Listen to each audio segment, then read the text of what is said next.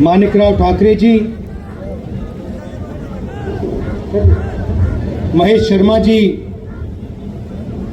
हमारे कैंडिडेट्स केतन पटेल जी, अजीत माला जी, स्टेज पे कांग्रेस पार्टी के वरिष्ठ नेता, हमारे प्यारे कार्यकर्ता, भाइयों और बहनों, प्रेस के हमारे मित्रों, आप सबका यहाँ बहुत बहुत स्वागत। इतनी गर्मी में आप दूर दूर से यहाँ मेरी बात सुनने आए, इसके लिए दिल से आपका धन्यवाद और स्वागत करता हूँ।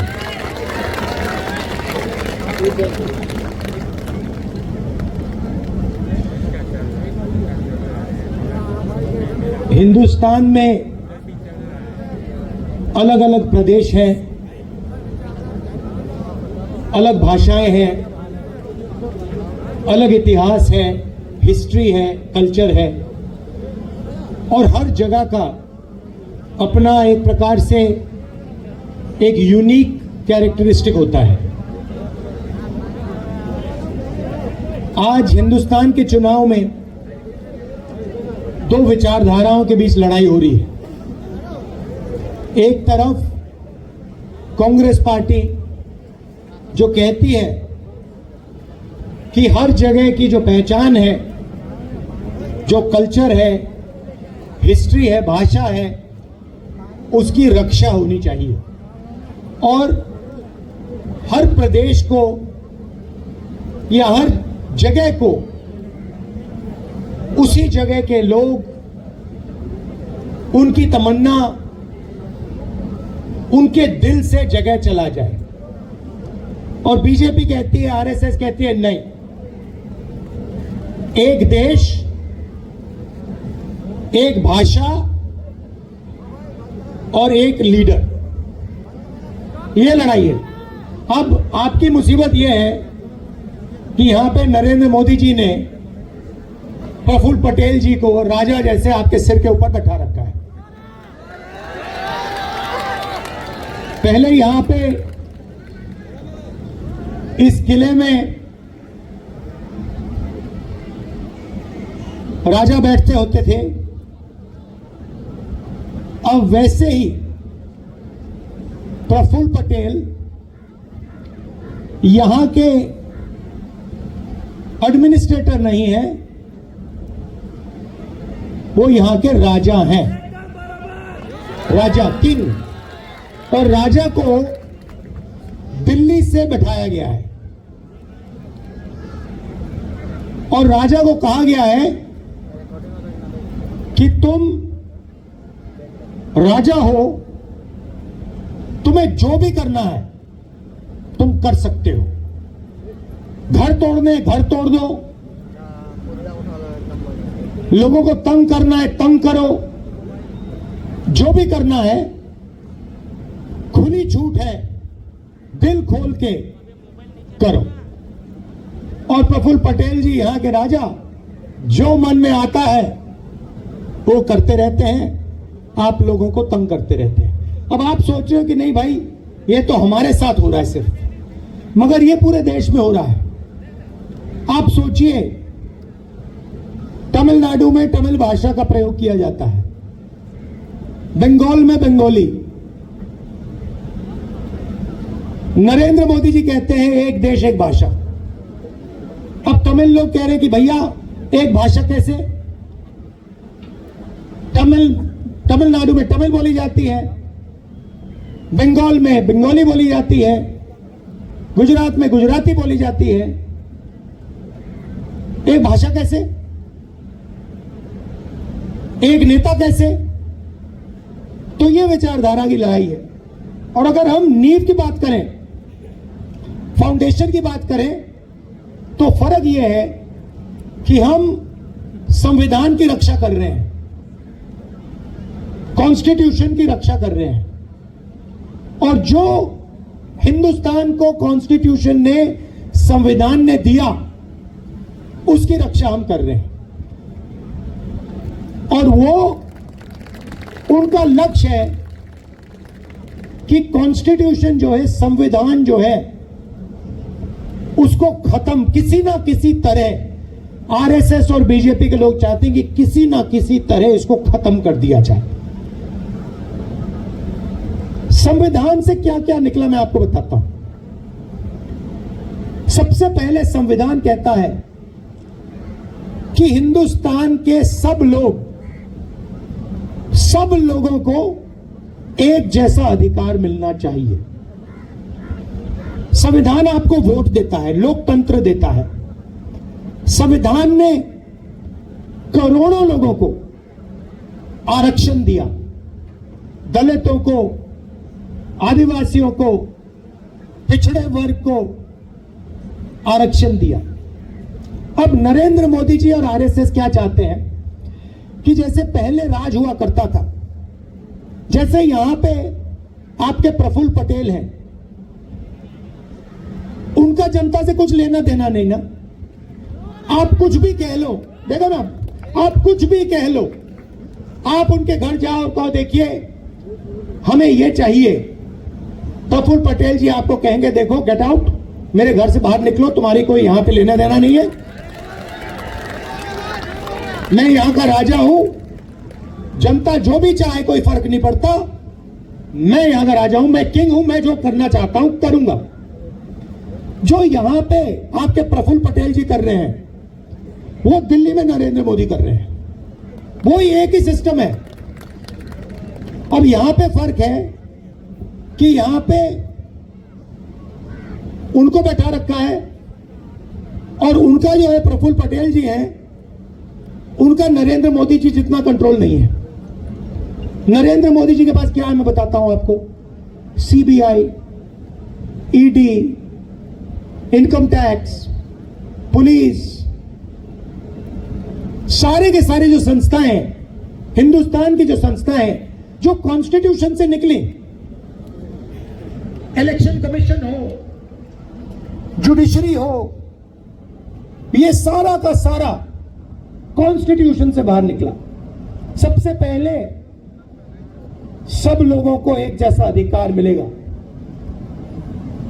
उसके बाद लोकतंत्र, अलग अलग इंस्टीट्यूशंस, वो लोकतंत्र को खत्म किया जाए, ये जो अलग अलग संस्थाएं हैं इनको खत्म किया जाए और आरएसएस और बीजेपी के राजाओं को देश के राजा बना दिया जाए। अब देखिए, आप मैं आपको बताता हूं, देखो, आप वाइस चांसलर्स की लिस्ट निकालो। हिंदुस्तान की जो शिक्षा का सिस्टम है उसमें आप वाइस चांसलर्स की लिस्ट निकालो, सारे के सारे आरएसएस के आदमी हैं, उनको शिक्षा के बारे में कुछ नहीं मालूम, मगर सारों को यूनिवर्सिटीज में सारे आरएसएस के राजा बैठा दिए। तो यह काम किया जा रहा है और इससे नुकसान आपका होगा। आपको तो मालूम है, आपको तो शायद बताने की भी जरूरत नहीं है, क्योंकि आपको मालूम है कि भैया ये प्रफुल्ल पटेल जो राजा बैठा है, जो यहां पे पहले 70 साल 80 साल पहले जो होता था आज हो रहा है। मगर मैं ये देश को समझाने की कोशिश कर रहा हूं कि भैया ये प्रफुल्ल पटेल इन्होंने यहां बैठा रखे, बाकी देश में भी ये यही करने जा रहे हैं। आज आरएसएस के जो चीफ है उनका बयान आता है कि हम रिजर्वेशन के खिलाफ नहीं। अरे इन्होंने ही पहले स्टेटमेंट दिया था कि रिजर्वेशन के खिलाफ है। जो भी रिजर्वेशन के खिलाफ है सारे के सारे इनकी पार्टी में जा रहे हैं। जो भी रिजर्वेशन के कॉन्स्टिट्यूशन के खिलाफ है सारों को ये ले रहे हैं और फिर कह रहे हैं कि भैया हम रिजर्वेशन के खिलाफ नहीं है। और इसका लक्ष्य क्या है मैं बता देता हूं। आप कहोगे ये संविधान को क्यों खत्म करना चाहते हैं, लोकतंत्र को क्यों खत्म करना चाहते हैं? क्योंकि ये 20-22 अरबपतियों की मदद करना चाहते हैं। ये चाहते हैं कि जो आपका सुंदर बीच है, ये जो आपकी इतनी सुंदर लोकेशन है, इस किले पे अदानी जी का नाम लिख दिया जाए। वो चाहते कि इस बीच पे अगर टूरिस्ट आए तो आपको फायदा ना हो, बीच पे साइन हो अदानी बीच,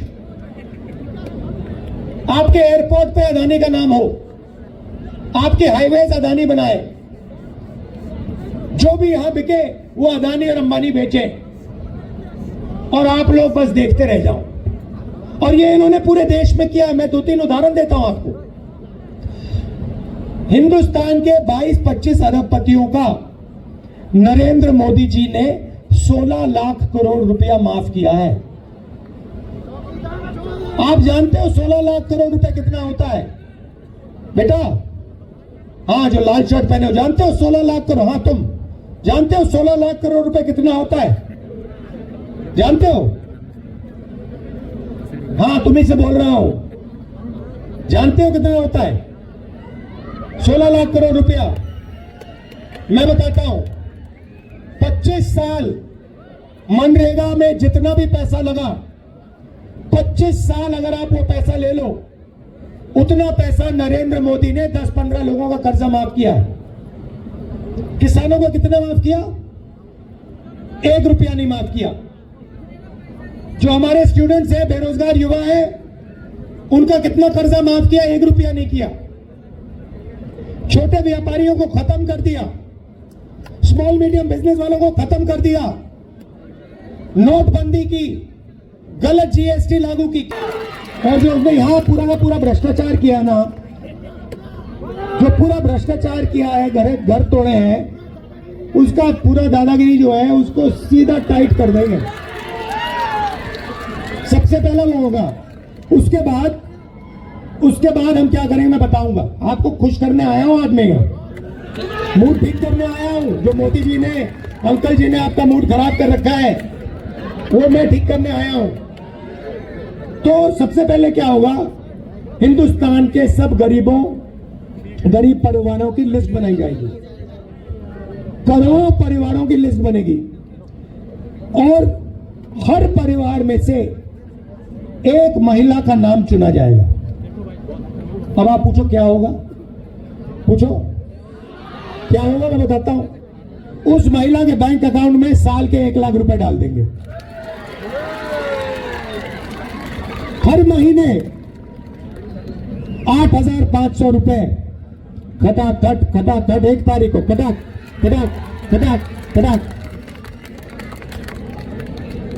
आप जानते हो यहां महिलाएं बैठी हैं। 21वीं सदी में महिला और पुरुष दोनों काम करते हैं, जॉब दोनों करते हैं, मजदूरी दोनों करते हैं। सही करते नहीं करते? ठीक है। अब 8 घंटे दोनों काम करते हैं, दोनों को पैसा मिलता है।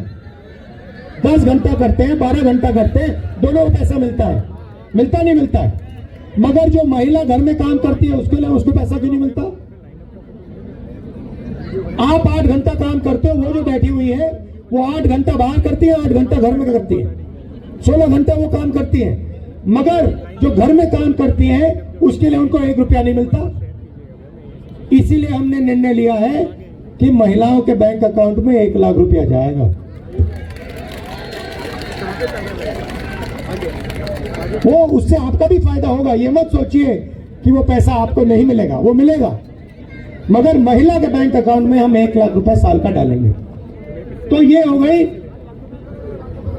पहला कदम, करोड़ों लाखपति का पहला कदम।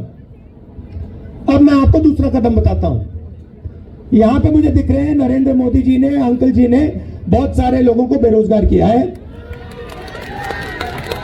प्रफुल्ल पटेल जी ने बहुत सारी यहां पे नौकरियां खत्म की हैं। मुझे दिख रहा है, ये देखो, हाँ दिख रहा है।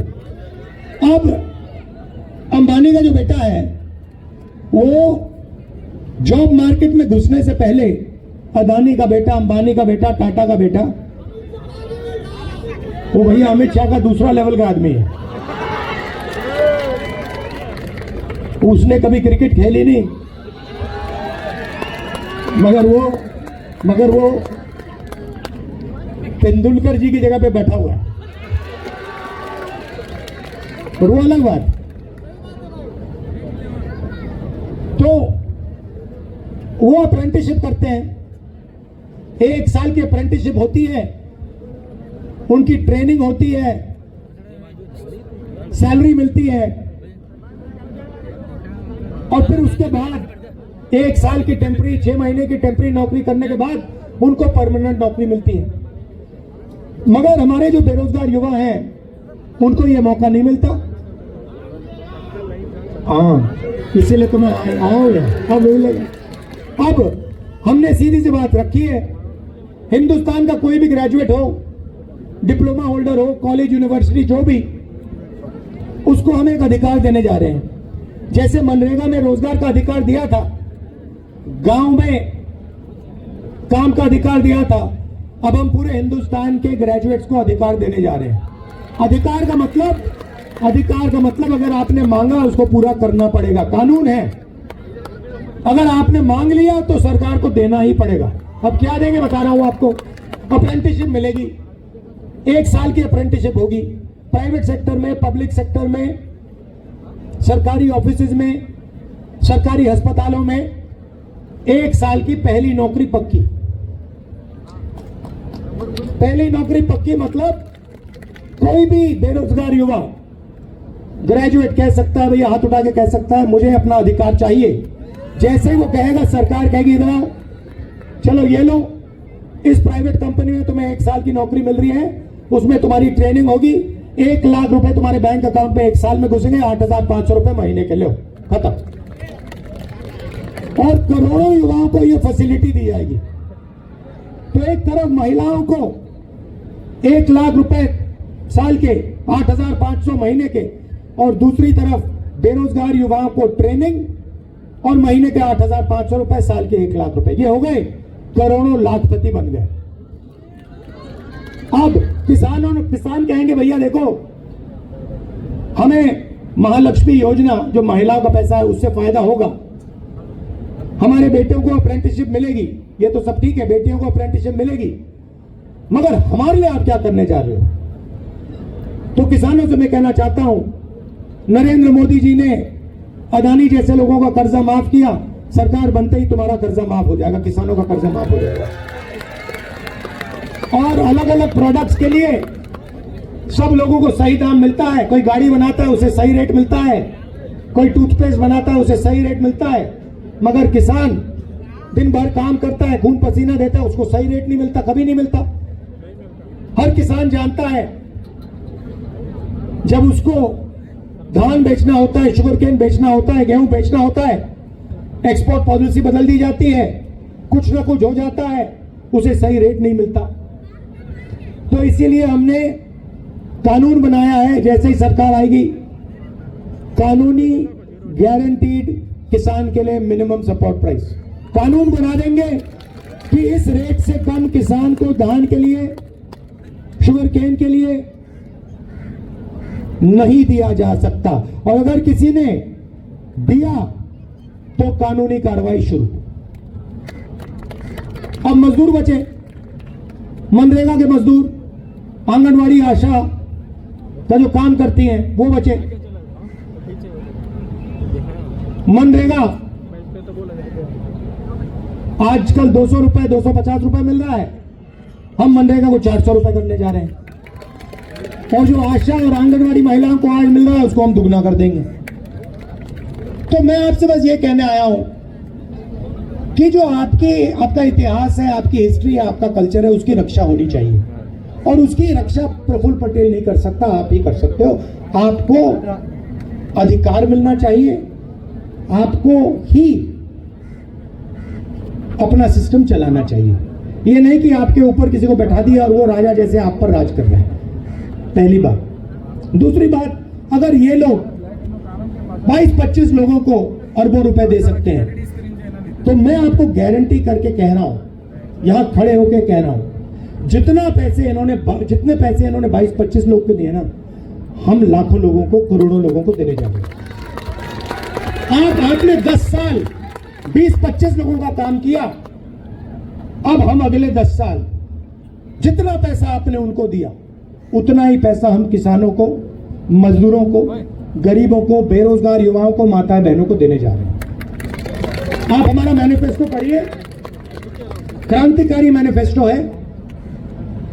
मैंने 5 चीजों के बारे में बोला है, मगर उसमें सब लोगों के लिए हमने कुछ ना कुछ सोच कर दिया है। यहां पे मछुआरे बहुत हैं, आपको बहुत नुकसान हुआ है, आपकी बोट ले जाते हैं लोग, तो आपके लिए मैनिफेस्टो में आप देखेंगे तो आपके लिए बहुत जरूरी चीजें हमने की हैं। थोड़ा सा मैं आपको बता देता हूं। जो पहले आपको डीजल की सब्सिडी मिलती थी, जो बंद कर दी, उसको हम फिर से चालू कर देंगे। दूसरी बात, जो भी बोट फिशिंग बोट होगी उसका हम आपको इंश्योरेंस देंगे। और तीसरी बात, जो इनलैंड फिशिंग और एक्वाकल्चर है उसको हम एग्रीकल्चर जैसे मानेंगे। तो ये मैं आपसे कहना चाहता था। यहां पे आप केतन पटेल जी और अजित माला जी को पूरा समर्थन दीजिए और कांग्रेस पार्टी को जिताइए, जबरदस्त बहुमत से जिताइए। और ये जो है यहाँ पे आपके एडमिनिस्ट्रेटर, इसे भगाइए भाई, 15 मिनट नहीं लगेंगे। और ये सिर्फ भागेगा नहीं, सिर्फ आपसे नहीं भागेगा, ये फिर कार्रवाई शुरू होगी तो आगे पीछे भागेगा। धन्यवाद।